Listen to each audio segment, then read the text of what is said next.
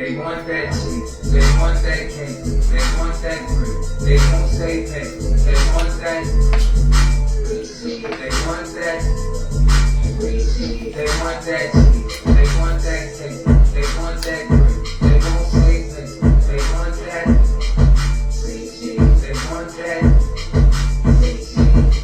ain't no cheese for free, ain't no dough for show, ain't no cash for hash, cause they know you broke. It don't work that way, ain't how they move and stuff. It ain't like they do the butter, it ain't cool like that. Still they bring out money, what's it called on rap? What's good, you guys? What's good, what's good?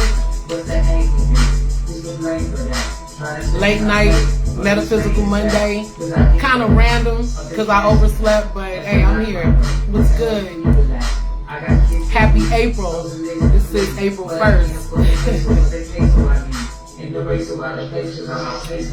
So we're going to bring in Brother Knowledge when short.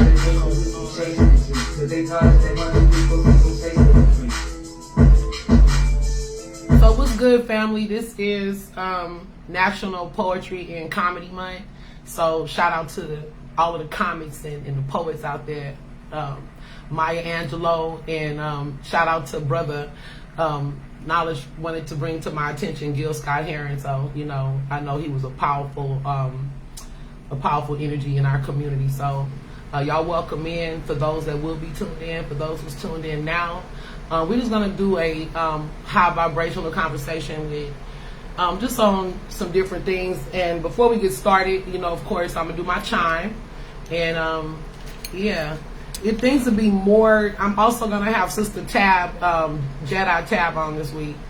So y'all stay tuned. That's on Wise Women's Wednesday. And like I said, tonight I've been like so tired, you guys. I'm sorry I came on a little later, but y'all know how I do it. I'm random. So anyway, I'm waiting on the Brother Knowledge Born to come in. Before I do, I'm gonna go ahead and start with the chime. Knowledge Born, if you're here now, just leave a comment. Let me know when you're in.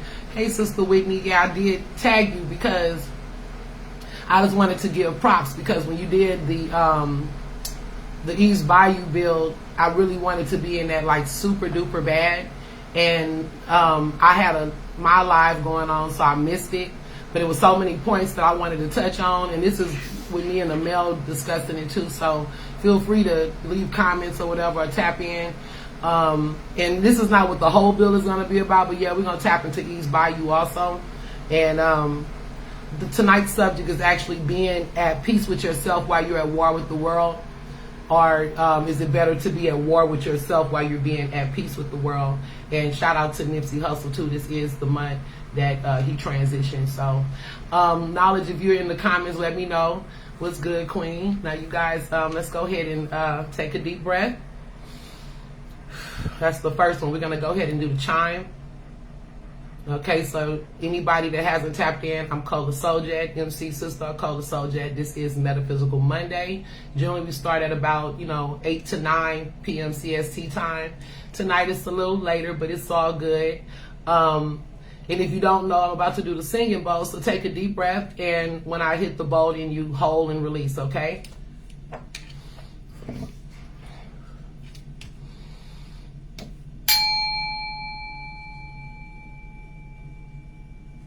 Okay, release. Take a deep breath.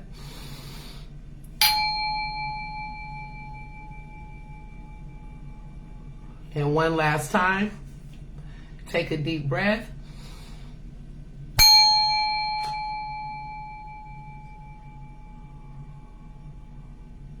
Okay, thank you. And look, you guys, today is Mercury retrograde. I am a Virgo with 4 placements in Virgo.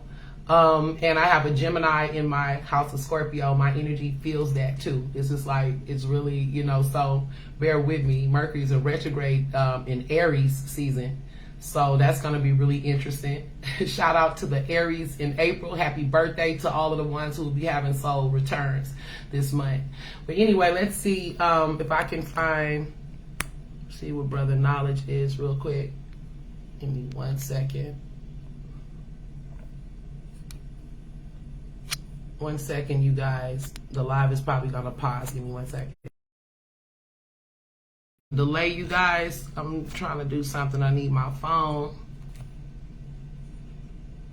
Okay. So I'm going to play a song real quick, you guys. Give me a moment.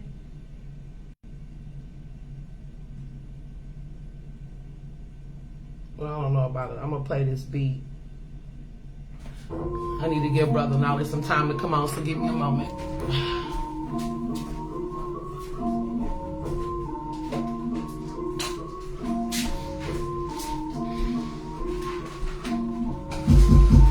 And he may pause again. Give me 1 second. Hold on.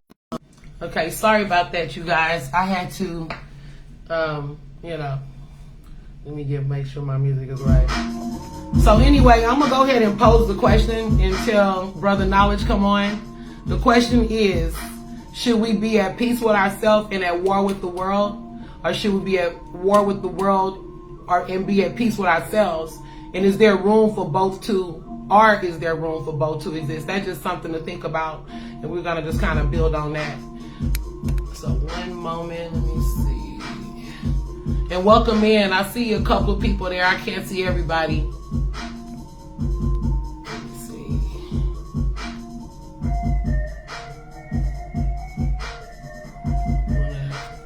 Okay, so Brother Knowledge, when you're here, just leave a message in the comments.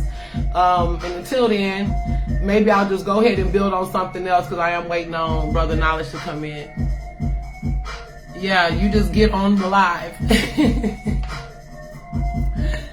He coming. Let's see. Oh, welcome in, Kissed by the Sun. Welcome in. Okay. So maybe I'll go ahead and just pull us an oracle until Brother Knowledge get in, because I am going to give him a little time real quick. Oh, I see him. I'm going to still pull the oracle though, you guys. You can join me. Okay. Let me see, is this backed up enough? Now, in Brother Knowledge's defense, in my defense, we are both Mercury. Mercury's in retrograde. I'm a Virgo. He's a Gemini. So, we making it do what he do. So a lot going on.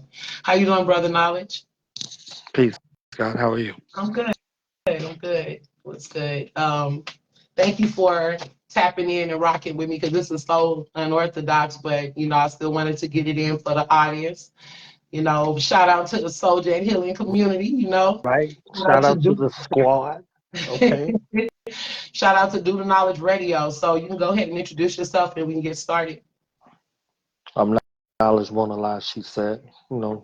Mother God in the building. You understand what I'm saying? The mother of ceremonies over here in the Soul Jet. We Soul Jetting out here in this healing community. I love this space. This space is sacred and powerful. Thank so you. I'm thankful for the invitation, for you inviting me on, right? And we was just on live on Do the Knowledge Radio last night. So, hey, I love that spirit of reciprocity in space. You know what I mean? So I love your tell us audience. about that. We did a late night bill. I did share it. So you guys, if you haven't seen it, check out the news feed. It was a powerful bill, even though I was like, hey, I was nodding but knowing, we was nodding but knowing. I was still on point with and Brother Knowledge is always on point. So tell us a little bit about your radio show and what you do on there. Well, we created an opportunity 9 years ago to celebrate, to highlight, and to give access and a voice to the voiceless amongst our people. So we celebrate, Black people from around the globe. So it's a beautiful opportunity that's dedicated to my mother and my father and my ancestors and those ones that are unsung. Before the unsung heroes that labored amongst us and that labor amongst us and that will labor amongst us. So the past, the present, and the future. Yeah, so Absolutely. 9 years, almost 3,500 episodes and counting. So wow, 9 years? It's been that long? Been that long. Has it always been online, like on YouTube, or is it actually on a radio show? Like not a radio show, but like an internet radio. It was on internet radio. It was on Blog Talk. It's still about 1,200 episodes, close to 1,300 episodes that are available on there. Different people, and then transition into YouTube as, my ancestors decreed it was time to, you know, present yourself before the world. So being obedient, I went out there, stepped out on faith, because what it looked like by sight, I was like, you understand? So yeah, that Yeah. was a beautiful thing. So those archives are still available. Awesome. I thank you for that space because you do give a lot of love to the woman, to the black female, the Yes, queens, the gods. yes, So goddesses, excuse me. I say goddesses. I know you say God, yeah. but just to differentiate. But so what did we started on this with this build that we did last night is powerful. So you guys please check out Do the Knowledge Radio. This brother has some powerful episodes. And very creative and unique. It's not a dry platform. He got the videos running through. It's dope, so y'all check it out. So what did you think about that question that Nipsey posed about us being at peace with ourselves and at war with the world or being at war with the world and at peace with ourselves? What do you think about that? I think it was interesting. We went down the rabbit hole and we shared, thoughts and perspectives. I think it comes as a consequence. And consequence doesn't always have to necessarily be negative. It's just a consequence. So, are you prepared for either one? Are Right. you prepared in that space to be at peace with yourself and knowing that the world may not share that same space or give you that latitude of peace so you can go within and find it versus having a war with yourself and everywhere else you go is supposed to be peaceful. Um, So yeah, that's deep. go ahead. That's deep. No, I was just gonna say because we already kind of touched on it on your bill. So just to look at it Mhm. from a different perspective, what does that look like? Being at war with the world and at peace with yourself, and being in peace with or vice versa. Like, what does that look like to you? I mean, I don't mind chiming, but I like to hear your perspective first. Conformity. It looked like conformity, like or looking Yeah. for acceptance. Like you're not in a space within yourself to be accepted. So you're looking for to conform or be validated by a force outside of yourself. So, Right. when you make a decision, like say for instance, you make a decision to stop doing a thing, whatever it is, to Mm-hmm. abstain from doing a thing. Like, so say it's something that's a vice, like smoking cigarettes. Mm-hmm.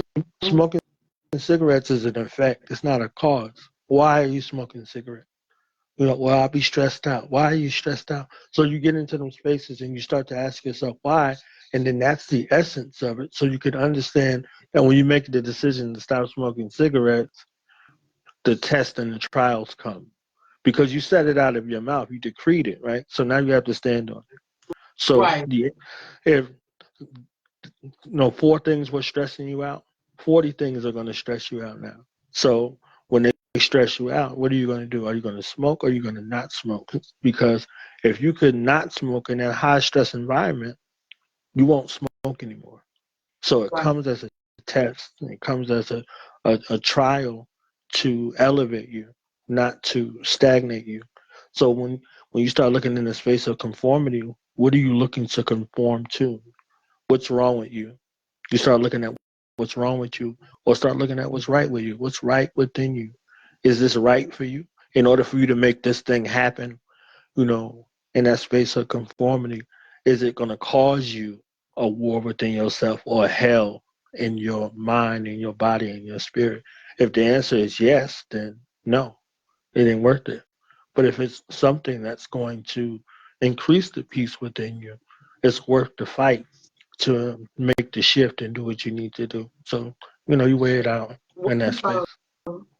what if we talking about cigarettes, but that's a very good point. Mm-hmm, But what if it's a situation that you were born into, mm-hmm, and you're ready to, when you step away from, it's peaceful in that because everybody is thinking the same. Like if we say like a strongly religious family, a Christian mm-hmm, family, a family that's in Islam, and everybody is having the same type of structure, which is the community that or the world that we're conforming to, right? Which is the mm-hmm, hierarchy card in tarot, right?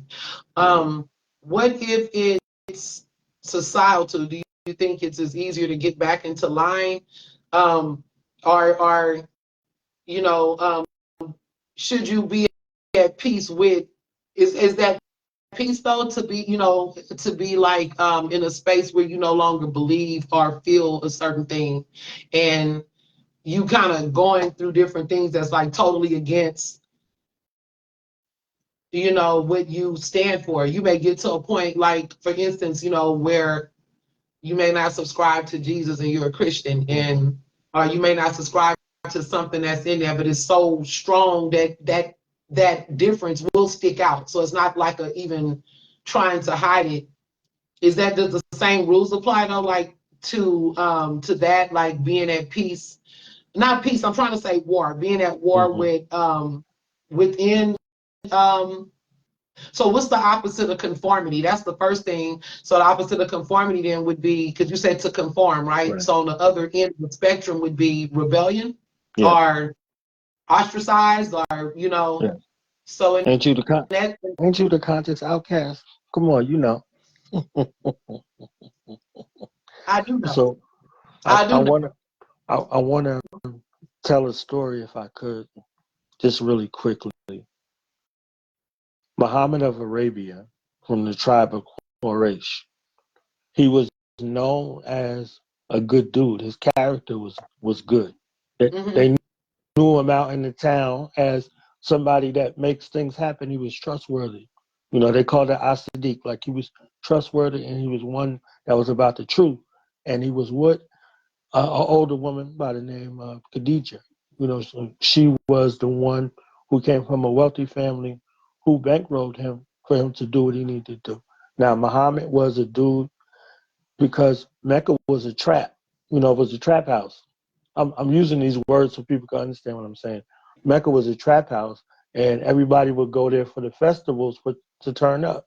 So it was 360 gods that they had, and they worshiped one each day. So just think about the kind of traffic that was coming through there.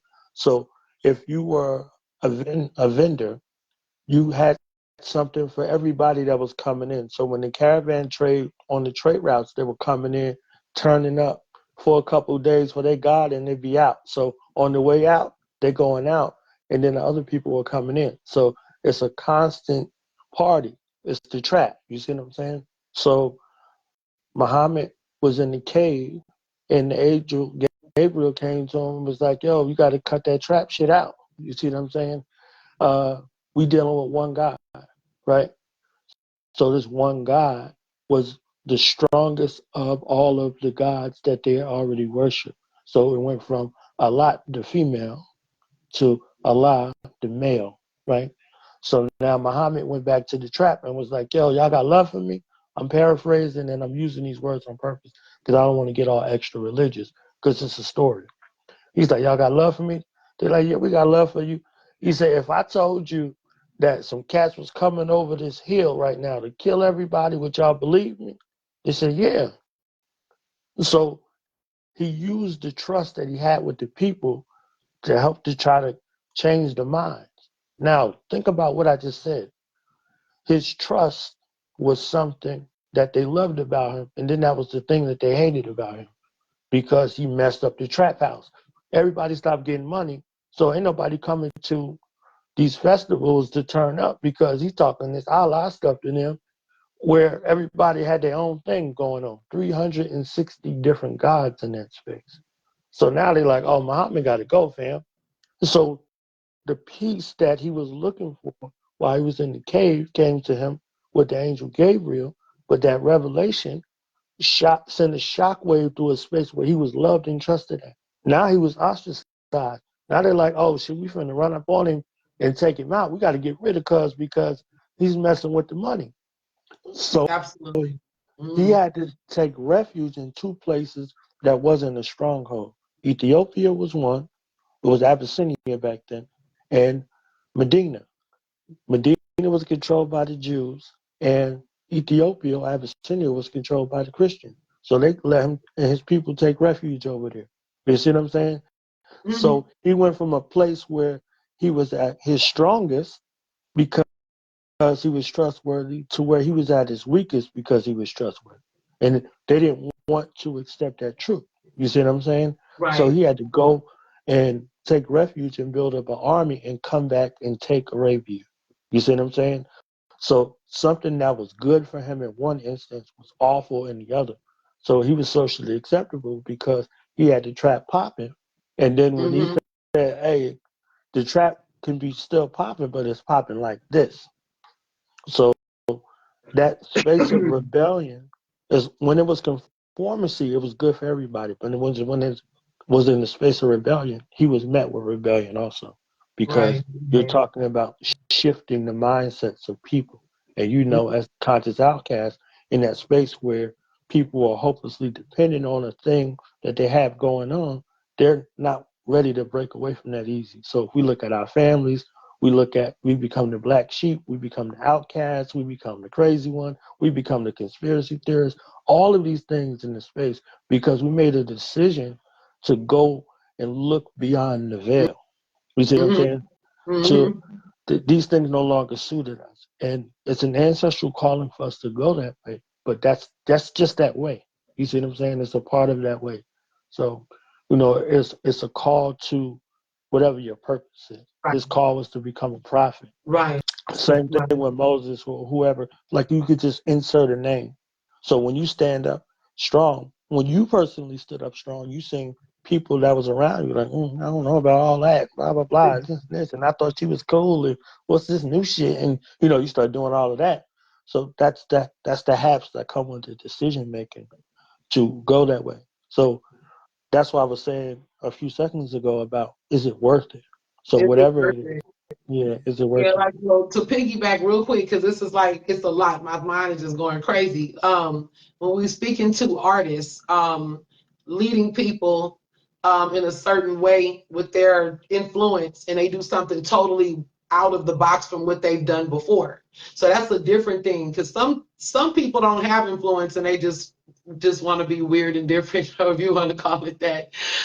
Versus like for instance, I was popular as in school and not like the most popular. I mean all black people popular. We have those groups and subgroups unless you're just like a nerd or just some other type of, and not even nerds was cool too. You have to be a cool nerd though, right? But the point is, I thought because people gravitated to certain things with me, and not just me and my friends, my friend groups and stuff, right? I didn't think that. I thought even in my family, I was popular. So I felt that when I not conformed, but came with new ideas and things, I thought they would be on board with it because they've always been on board with me. You know what I'm saying? Yeah, kind of like the outcome of the movie Beloved with Oprah Winfrey, because there's so many people support her. She just thought that she would have the support of the world and they would see her vision, and it had the opposite effect. So, that goes to, I guess, people not liking change though, too. So, yeah. So, should we be at, I don't know. I guess it depends on how uncomfortable it makes you to be at. Because you can also like, what about people that can sway the audience? That may come from just doing your own thing though. Like you shift the table because different people do have that ability. And sometimes it's timing where society is. Would you say, yeah, is where society is? Right, and what they popularize versus what they demonize. I know we Right. want to get into the movie. If we look at that movie Eve's Bayou, These value before they used to have popularized to what they what? or they demonize. Yeah, Demonized. Okay. yeah. So Okay, so what these what values, they yeah, big let's up get into that. versus what they support. So Okay.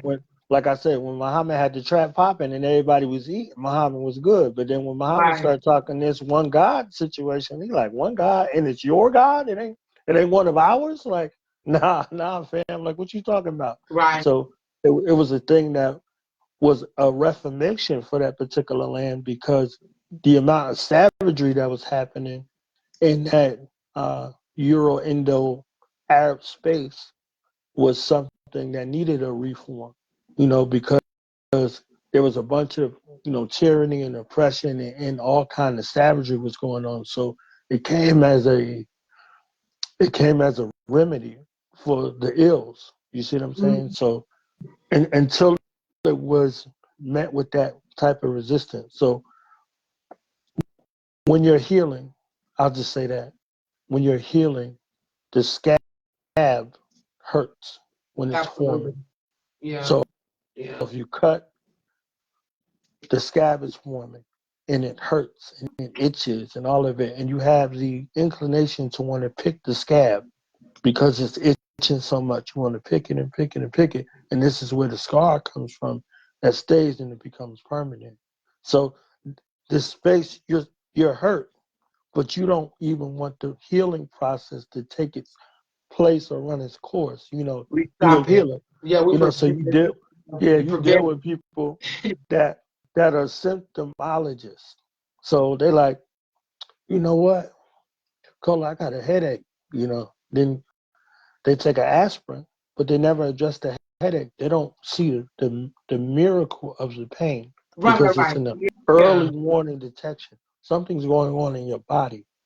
So instead of them addressing it, they like, oh, the headache went away. I must be fine. So when you're dealing with people and you're taking them from a space, it's how they feel. So if they feel a certain kind of way, and once that it's gone, the adherence to the instructions that you gave them a prescription, you gave them some sort of remedy, right? They came to you on their last leg and was like, oh my goodness, the sky is falling and please help me. You're the only one that can help me and that.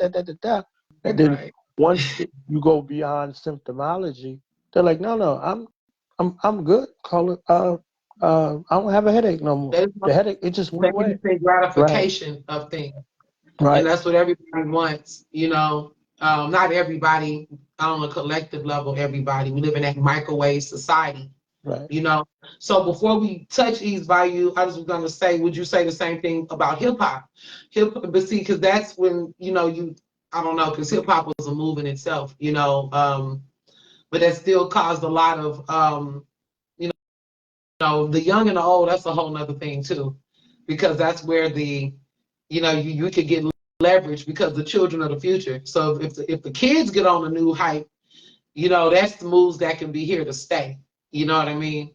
You know, can you remember? Because we were born in the same year, I think. Yeah. So can you remember that feeling like when hip hop like first came out and just how it like just like came out? I'm speaking to more developing in the 80s because I know in the late 70s people were but just that feeling that we got just watching people dance and just doing all these compliments. We were little, but doing these compliments, just the chills you felt is like something different, and just the music was different, and just that it's like nothing like it. It was just that induction, and it's like you just knew it was here to stay because it's so amazing. Even when we still see it reenacted now, I still get that same feeling that we got in 1983 or 84, whatever it was. So anyway, Ease Bayou, go ahead. Well, Yeah, I wanted to, talk about the hip hop question that you had definitely. in I there. didn't, I didn't want to throw it off. It's all Definitely good. want you to. I We good. definitely want you to. I'm definitely good with that. Now, 70, if we looked at it in decade cycles, right? They said 50 years of hip hop last year. Right. 73 to 83. You would have had to been born in 63 to understand 73 to 83. Okay. Because you're 10 and then you're 20 by the time 83 comes around. So this is 63. So the people who are listening, right? The people who are listening and consuming the first decade of hip hop, what were their influences before that? Their influences before that was revolutionary struggle, black pride, and all of these epicenters. So the early music was party music Right. because it was a Right. breakaway from the frustrations of real life, Mm. you know. So if you look at hip hop, they saw the rebellion in regards to the instrumentation and the drums, and they took all of the instruments out of the schools and all of that. So hip hop was something that was a form of rebellion, right? Mm. Initially. So it was a space to where that rebellion was, we're challenging this, like we're devoid of instrumentation. So we beating on the table because you took the drum away, right? Mm-hmm. So now that's become something. So all right, so I could do something with my mouth to it. All right, so you're doing that, right? And that became beatboxing, but that was scatting before that. So a cultural continuity space in regards to natural rhythm and natural movement. So when you start going from 73 to 83, this is party, right? And then from 83 to 93, this space becomes cognizant of itself. So Right. now, okay, we had the party raps, and the fellas, they rapping to the ladies, or the MC on the mic. He goes from telling people to move their car and say, "Oh, everybody say oh," and all that other stuff to another space to where now, oh, I have this microphone. I have a responsibility to say something. So I can say something to rock the party and keep the people going. Put your hands in the air. Where you at? Where you at? What you doing? So the thing went from the physical space to now this musical space to where I'm looking for the break beats and the records and all of that. So I'm scratching and I'm mixing and I'm rocking the party. So the DJ is the masterful one, and the MC now when he starts to rap or she starts to rap, she's talking or he's talking about the DJ. Oh, my DJ's so fly. So it was like a caveat. And now they started looking at the MC like, oh, okay, forget the DJ. Who's this other dude? Who's this other lady? You see what I'm saying? Because they're rapping now. Now you want to hear what they got to say. You see what I'm saying? So it was a long way away from, the Sugar Hill Gang, quote unquote, right? But it just morphed into different things. So now the rebellion that was there, that was initially something for the party, became conscious of itself and said, oh, I have to have something to say. So Yeah. when you start looking at these other MCs that came, they had something to say. It was a purpose for them to say. Now they were purposeful because people were coming to hear them, and they were like, I have something to say. Oh, what's going on in the world? Oh, let me tell you about where I'm from. Let me tell Right. you about some of the things that was subjected to. So this is a space of storytelling, right? So when you look at like the message or whatever it was, you can fill in the blank. It went from party to reporting. So live from wherever you were in in that space of the story. You see what I'm saying? I don't think that the party gets enough credit. I know we got into lyricism and all that, and everybody got super deep. But uh, uh, what's that group? Kid and Play, and the Fat Boys and Run DMC. The Fat Boys were really That the that shit. I saved was your party, listening to like your them. party, like your party, like you see what I'm saying, Yeah. like you there ain't gonna hurt nobody. You see what I'm saying, like you're giving But a positive mantra in that space to where it's like, all right, we just here to party. So it's a party. There's a b-boy, there's a b-girl, there's some breakdancing, there's some DJ battles, there's things that are happening and that's going on, and nobody got hurt.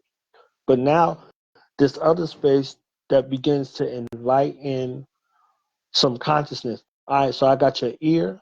You know what I'm saying? I'm gonna make them clap to this. You see what I'm saying? Like, right, so right, now I can infuse cultural narratives in there. I right, don't just have to rap about the DJ. We don't just have to party. Now I'm picking up this mic and I'm saying something in this, 83 to 93 space. So now mm-hmm. from 93 to 2003, it's a whole bunch of everything. It's all together. Like it has another resurgence in regards to there's party, there's consciousness, there's gangster, there's a myriad. Like hip hop's not a monolith. It's not one way. It's not walk this way, talk this way. We're talking about it everywhere. We're talking about it all over the world, and we're talking about it all across the country. And we're Right, talking about things that are happening in the world. We're talking about apartheid. We're talking about all kind of things that are happening, right? So right. in between that, it's like, oh, everything got all serious and it was mad lyricism and all that. You see, like, what happened to the party? Like, all right, so ATL was like, all right, I got the snap rap. You see what I'm saying? Like, hey, we doing this, right?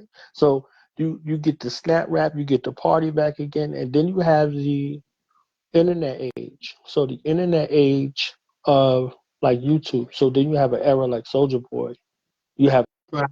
like a Soldier Boy type situation, and that comes in as a space to where it's like, oh, I can do this on the internet too. So that's a wave that comes in, and that begins to, set the stage to dominate hip hop in the next 20 years. It went from something that we did in the park, something that we did in the classroom, something we did in the lunchroom, to something that we do on the global scale on the World Wide Web. So that act of rebellion was only a rebellion when we were operating it. But once the commercialization, because they say hip hop wouldn't last a decade, it's 5 decades now. Once the commercialization came in and it became corporate, something to capitalize off of, then, Mm-hmm. oh, I'm just using this to promote malt liquor. You understand? And Right. all of these other things that were going on, you could sell anything. So all of the corporate entities begin to sponsor these certain kinds of narratives. And we have the thing that we have now. It's not a space of rebellion.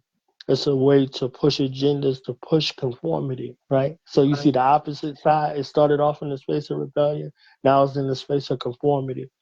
Yeah, So that's a, now, that's a good point. But also, I think, like I said, timing is everything too. So, because what I'm speaking to also is like, that's a good point. That's deep. It goes full circle. I never even looked at it. The same things that liberate us sometimes are the things that also confine us, or right. restrict us in certain ways, So, but I was speaking also to like when rock and roll and just different things came out. Mhm. There's certain things that like you could be by yourself, like it could have been two people that caught on to hip hop, but that's it. So they would still be drowned out by the crowds of people that don't want that type of energy. So that's the whole thing. It was, it's a move when everybody's moving on it, when it becomes a wave, you know. And another point, you said it was party music. So who doesn't like to party and have fun? And I was going to actually say to you, though, that I feel like it's in that state now where they have conscious music, but mainstream people do like to party. The consciousness Yeah. is kind of coming back in, but yeah, the heavy messages. Yeah. Yes. You know astrologically what it means to go through a Saturn return. So hip hop Yeah, had a Saturn return, and then it's approaching another Saturn return. You see what I'm absolutely. saying? So Mhm. now, like the people who had their Saturn return and wherever that age is in regards to hip hop, that's their acculturation. So these repeating cycles, they go on a loop. So if you think about that, what it was and what it is, Right. it's the same. Yeah, So absolutely. it started off party, so it's party now. Right. You see what I'm saying? So they're like, all these young people and blah, blah, blah. We were the young people, okay? Like, we were the young people. Like, nobody, even if you looked at rock and roll since you brought it up, they didn't like rock and roll. It was banned. Right. Rock and roll was banned And young because people there always wasn't. that part with the young people. That's Mhm. key because they're the future. Yeah, right. And how do you want your future to express itself? Are you Right. giving that future the room to express itself? Are you giving them guidance and development and the latitude to be able to flourish? Or are you stifling their growth? You want them stuck in one kind of way. You want them on the walk this way, talk this way. Like they did the same thing with rock and roll music. They did the same thing with blues. They did the same thing with jazz. You see what I'm saying? Once they grabbed the whole of it and found a way to commercialize it, to hell with the real artist. You see what I'm Right. saying? And real So, artistry. right. So yeah. Shout out to our comments too. Shout out to General Tashaka. Thank you for coming in, brother. In supporting, and shout out to anybody else. I can't see all of the comments, so just forgive me if I can't see. You can also leave a comment, build with us, and then I will acknowledge it. Right. So did you have anything else on this piece, or did you want to tie into even that though? I guess like with the peace and war part of it, like I said, if it's a move, it's hard to stop it. That's when something happens in the world. We talked about conformity and even the melting pot part of things when we lose ourselves in these different factions are just different. We lose certain, the separation. We become this other thing, like you said. What are we becoming? But would you say that the world actually conformed to hip hop? Though I'm not speaking to like the young generation. There's still people that just like hate rap, but it's like they become the minority now, right? Right. Yeah. I've been to a lot of places around the world, so I've seen hip hop in all of the places. There's some places where hip hop didn't age. You see what I'm saying? Right. The things that they listen to, the DJs, they play everything. You see what I'm saying? But what the people go crazy for in those spaces is all of the old party music. I, Right. I was in a place where they don't speak no English. Crisscross came on, jump, jump. Right. Everybody was like, the Mac Daddy make you. The Daddy Mac make you. Understand? They don't speak no Funny part English. about You that can't is get none of that. You my see, mom's like, so it's in like, her 60s, right? hmm And then they have a friend named Frances that just passed away. R.I.P. to Fran. She's supposed to be a guest on Meta Monday, and she passed away before she come on the show. But she was talking about how they were jumping around. Cause I was like, oh, that was the cut, because I'm like 13. And she's all like, girl, we was in our 30s and 40s jumping around in yeah, the club. I was like laughing because I mean, they did though. yeah, My mom is into, they kind of grew with it. right. And people that like good music, you like good music. You can't deny. I mean, anybody with ears know that hip hop have made some really masterpieces where you have to take notice even if you don't like rap. So, And sampling does that. Sampling was an ode to the producers that produced a lot of the music, the older ones anyway. They they infused the new space of the drums with the mhm, sound that they were listening to. So you hear Juicy, right? You hear Juicy, but you hear Mtume, but then you hear Biggie rapping. You see what I'm right, saying? right, So right, now they're like, oh, it's a bridge in between. So you could hear something that resonated with you, that you love, in somebody in the next generation hearing what they love. They love the rapping and you love the music. You see what I'm saying? So is it Tupac?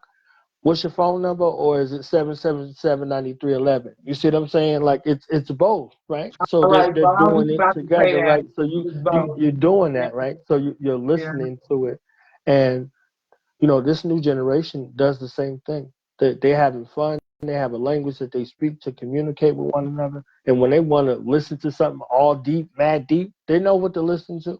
You see what I'm saying? But they party and they have a language that they communicate with their friends and the people in their generation. That's their language. That's their music. So we had Fushnikins and you know what I'm saying? Whoever it was but even that we in understood that language, right? even in their So defense, I mean, think about it. Even with the party music, they still had tracks on their albums that would be right, deeper.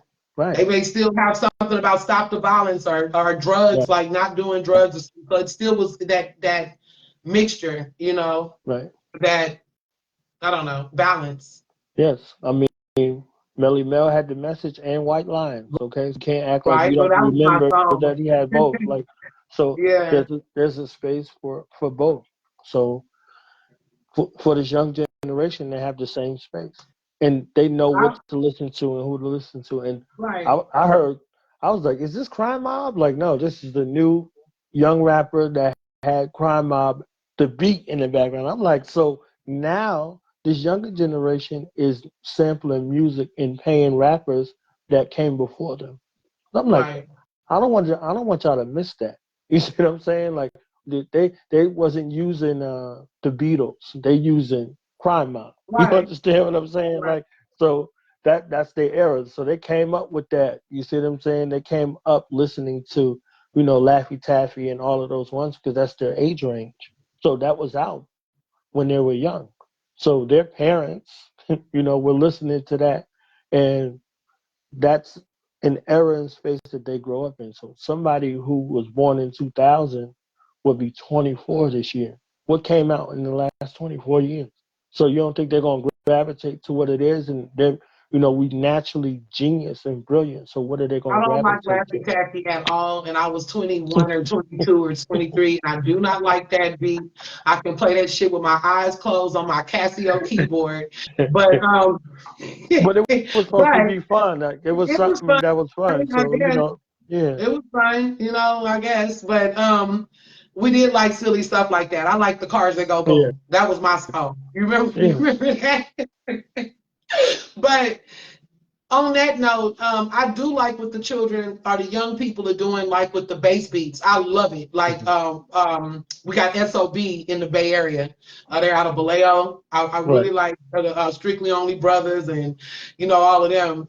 They kind of went their own way now, but they came out with some fire. And I just noticed that a lot of the tracks had those 80 bass beats, like the Right. stuff that sound like my Potties on Broadway or Right.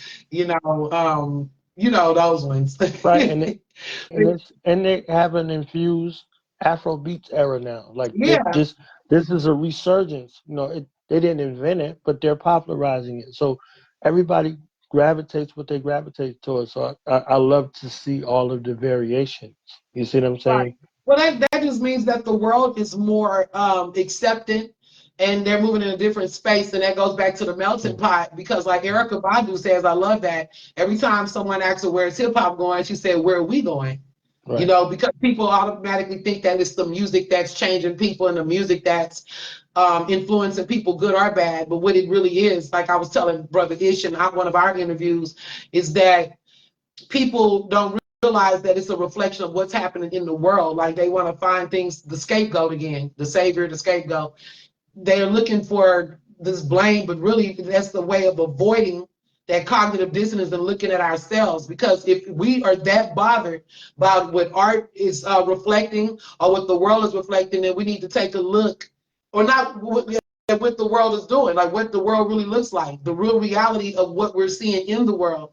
Because, like I tell people, if it wasn't supposed to exist, no matter what it is, it wouldn't exist. So, we maybe need to go out there and do more work if we're not seeing what we want to see in the world. Shout out to Brother Gerald. Shout out to Sister Netta.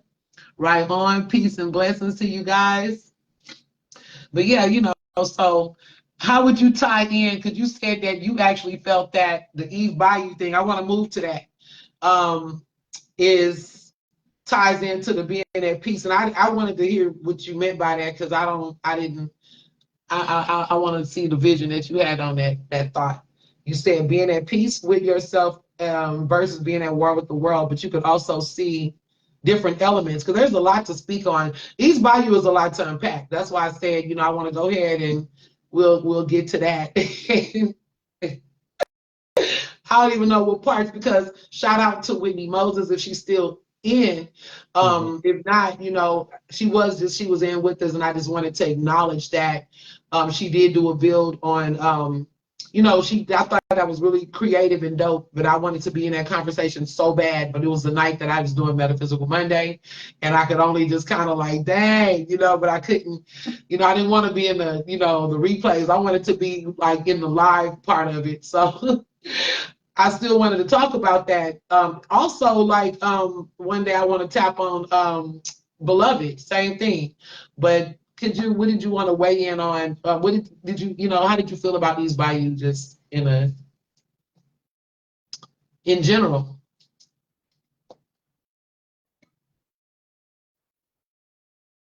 How did you feel about these Bayou in general? Or do you want me to weigh in on? Well, I mean, God's first. You see what I'm saying? I see you. Uh, It's great this, to me. yeah, there was one of those movies that I loved. Ever since it first came out. Uh, there's another version of it. It's called The Gift, but it's not. It doesn't have the same significance as Eve's Bayou.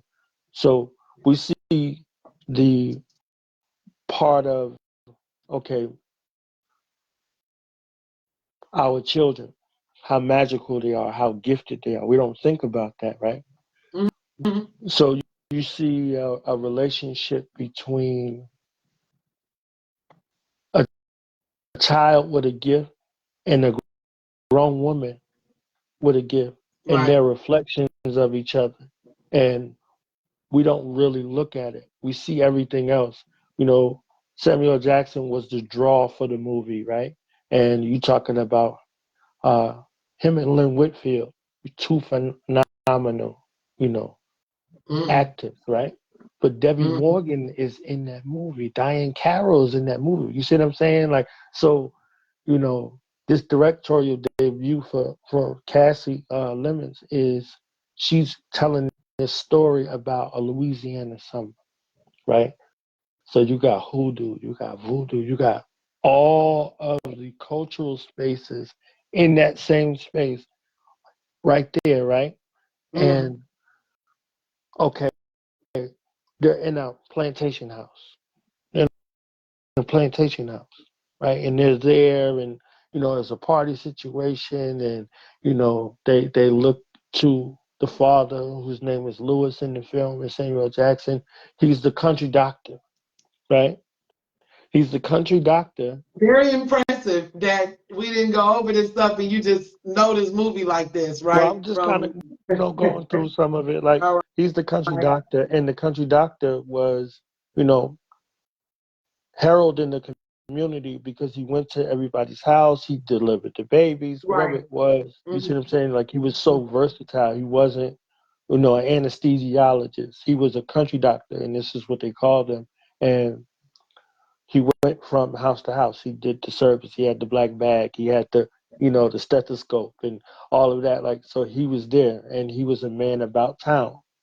They knew that he had a family, but you know, he was one of those guys that, you know, women took a liking to, right?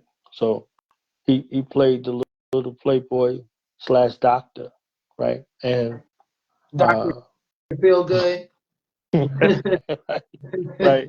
So he gets that space, right? He gets the space, and you know, they're looking at him. So people loved him and embraced him, and others hated him. You see what I'm saying? So you know, they have the scene at the house, and the party's going on, and a young Megan Good is there, and a young Johnny Smollett. You see what I'm saying? And you know, her little brother in real life, right? So they're both there in this film. So it's showing it from a myriad of angles. It's showing the facade that's being put on. So this is how we get together, and this is how we do. So it looks like it's high society, but it's not, right? Okay. Everybody that's there, they have this, you know, they're putting on their best costume because Correct. nobody's dealing with the pain and the hurt and the truth and what's real, right?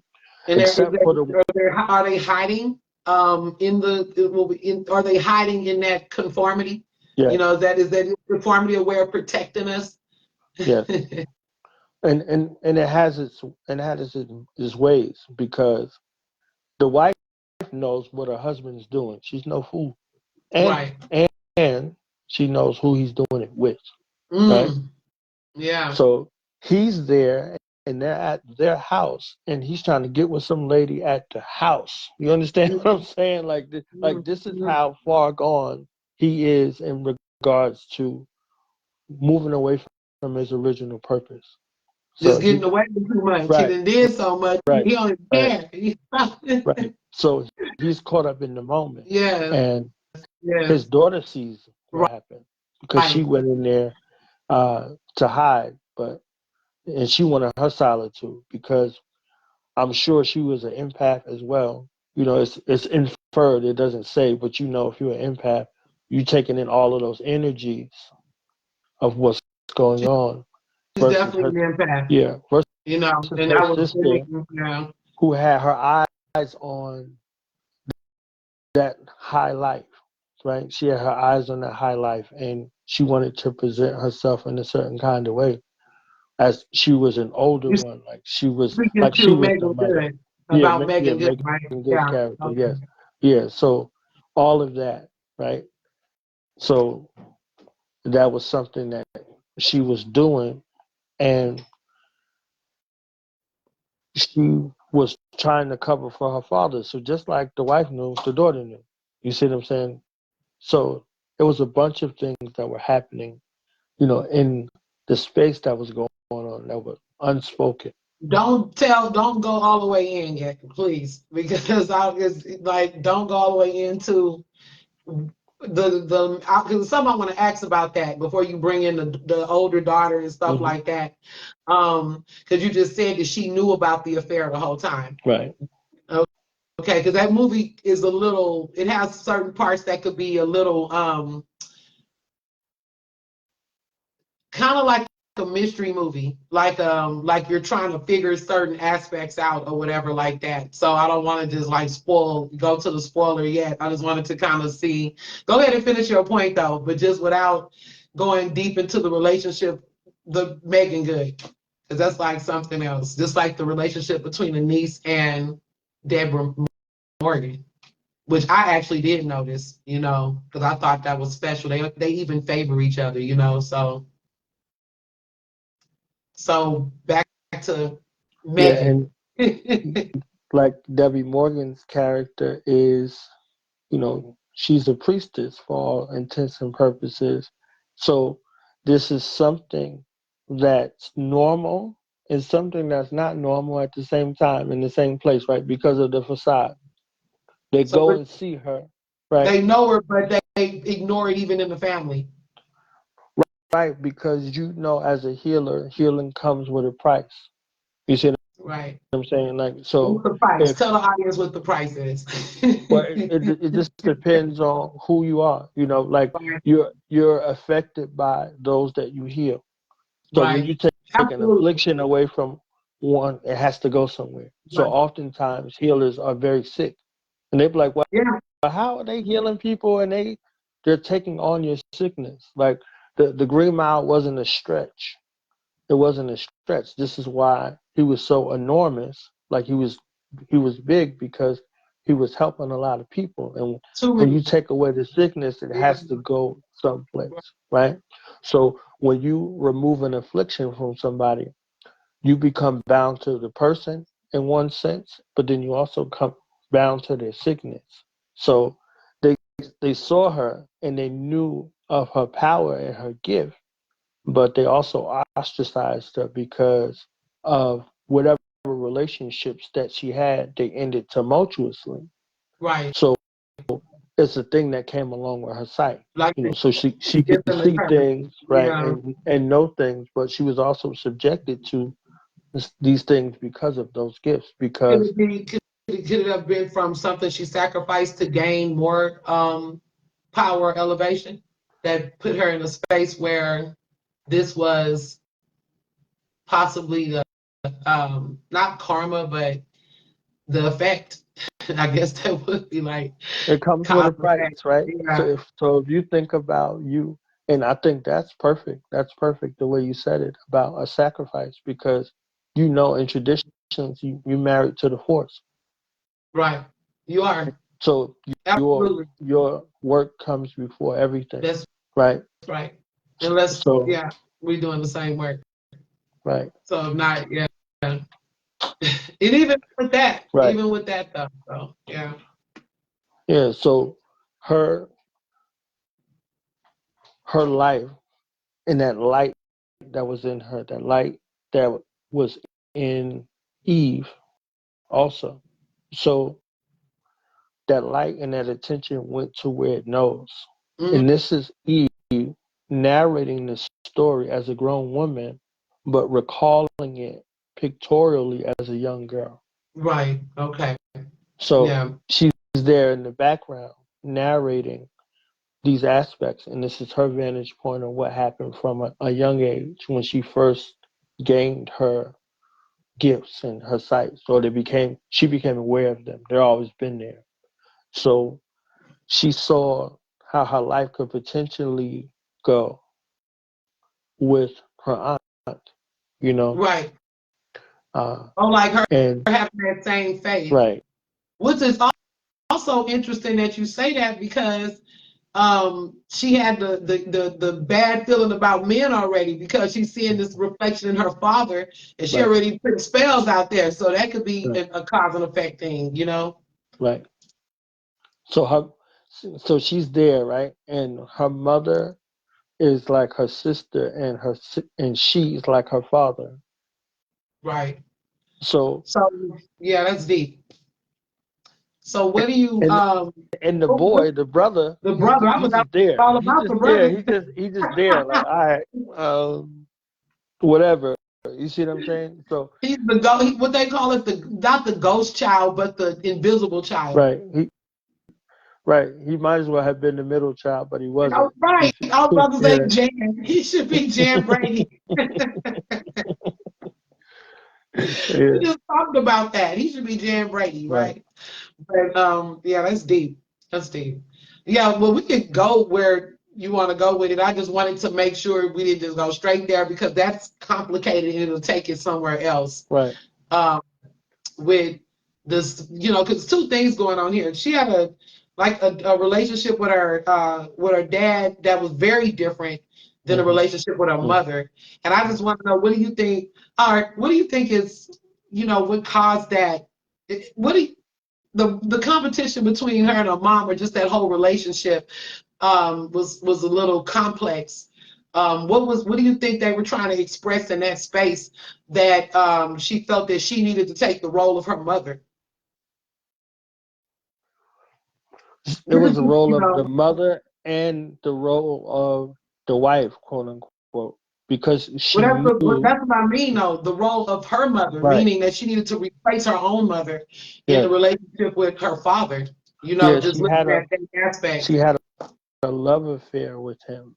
Like, all she was smitten with him just like the other women, and her mother had to make a decision. She's like, okay, am I going to keep my family together and not become my sister, right? Or, am I going to suffer in silence or be loud and boisterous about it? So her daughter recognized that her mother was not happy, and she really honestly hated her father, but she was infatuated with him too. So it was a conflict. So the same way her mother felt about her husband was the same way the daughter did. So this is what I said about this likeness that they The shared. They were, mirror. yeah, they were the same. So she loved him and she hated him. She loved him, and then she's like, oh, that's a man gonna be a man type situation, but I'm not going to change myself. I'm not going to She respond. resented him. She had like deep Right, resentment. right, right. So she's there and she's, kind of out there with, she made a choice. And the daughter was, she seen the choice, but she didn't understand it because she didn't grow to that yet. She's on the outside looking in, but she's still in. And this movie came out in Scorpio season, so. Oh, that's interesting. Yeah. I'm sure they had a few Scorpios in the movie. Right. But So if you think about that's the time interesting. frame that it came out, and it came out in November of '97. Yeah, 1997. I remember back then. I didn't remember the month, but um, that's interesting. Um, so really, do you think that she felt that her father would maybe stop cheating if she gave herself to him? I think she had a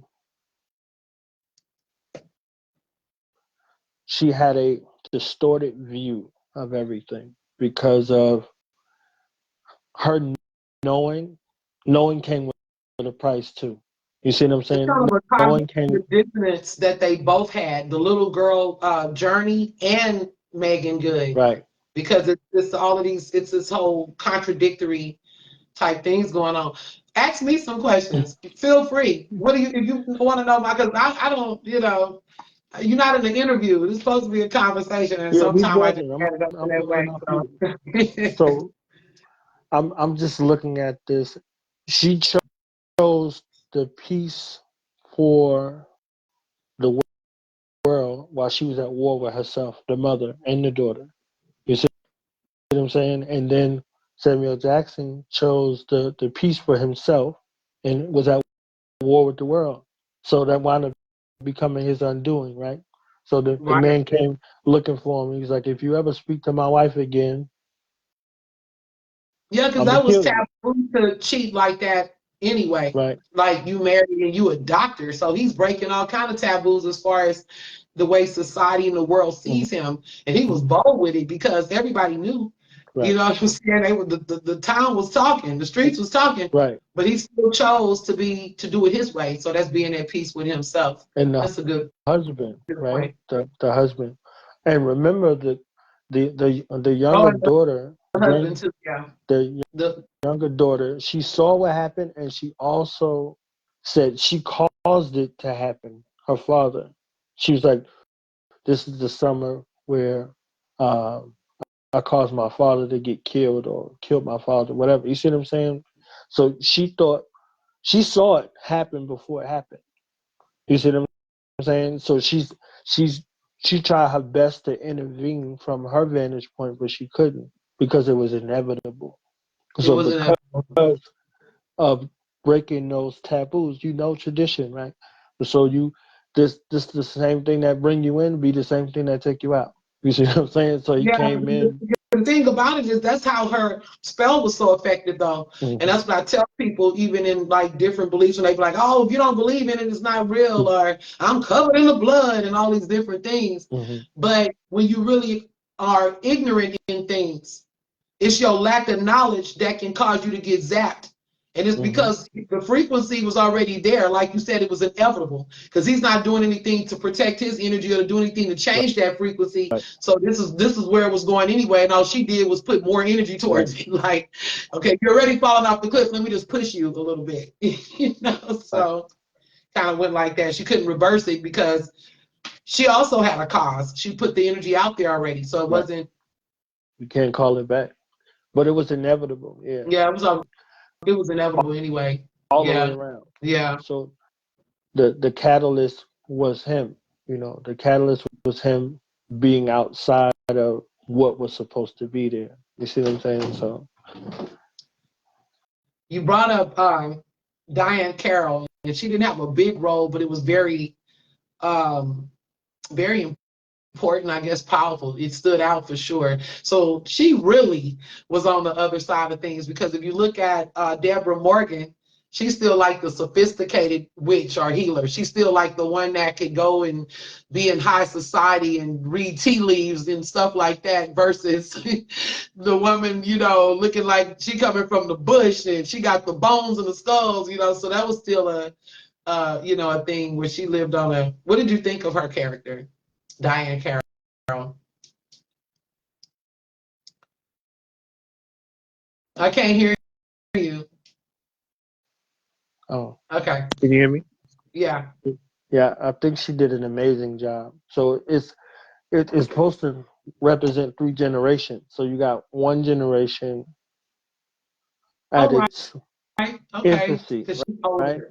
Yeah, Mm-hmm. so she's going into that, and then you have another generation that's in between. So Debbie Morgan's character is kind of like the middle child as far as spirit goes. You see what I'm saying? And then you see like the most evolved one and what that actually means. So she's Yeah, able to recognize. that's deep how you went there. So they were like we call it as maid mother crone of the age groups. The little girl would have been maiden mother Right, crone. That's deep that you read into that like that because they were different age groups. right, Wow. In different stages of this spiritual journey. So they were still a reflection of each other too. right. So Wow. for her to go and seek her out, you see what I'm saying? And Right. what that cost. She was already hip to what's going on. So, age ain't nothing but a number.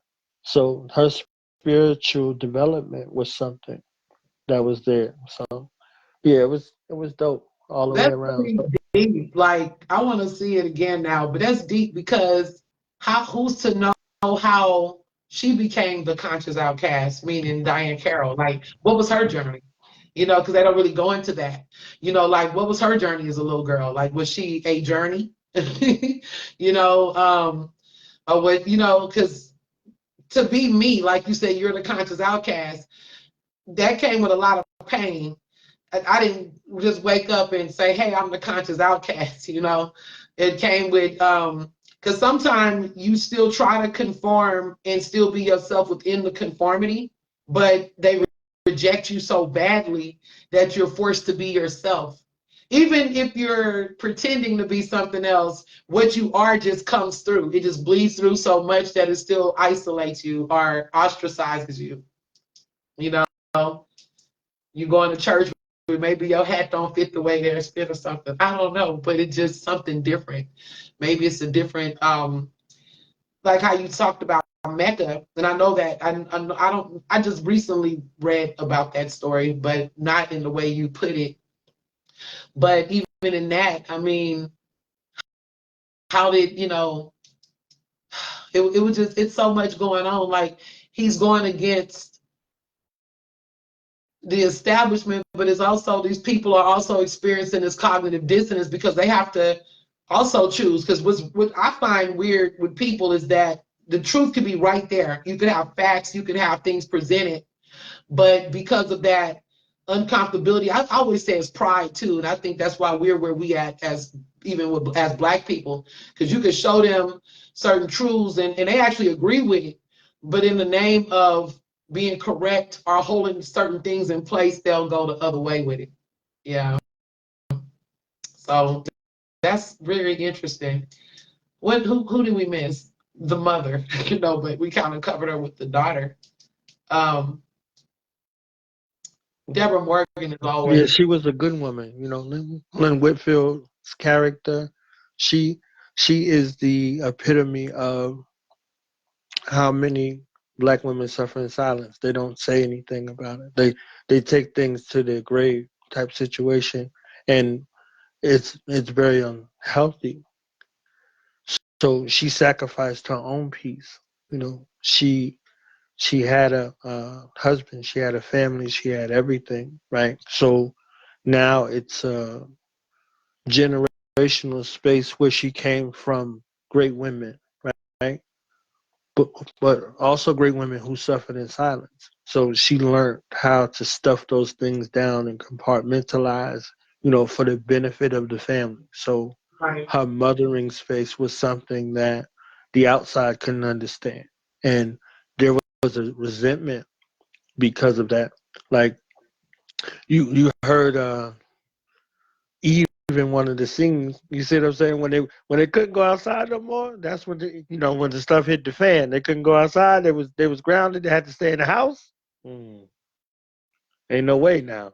You see what I'm saying? Like, where's Daddy? I know he not working. Like Yeah, remind me. I'm not everything. sure what you're talking But about. They got grounded.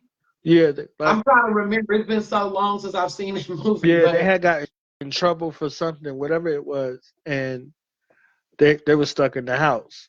So okay. they was having meltdowns like, I gotta get out of this house. Like You the understand? Like pandemic, right? Like yeah, the they was going pandemic, you began to right. see, Yes. well, there's less distractions now, so you have to deal with reality. Right. And the filter was gone. The filter was out of there. It wasn't no filter.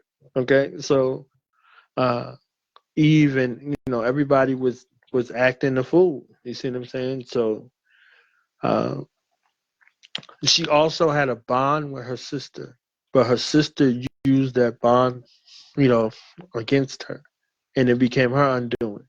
So she's like, "Oh, this happened to me, blah blah blah, whatever the case may be."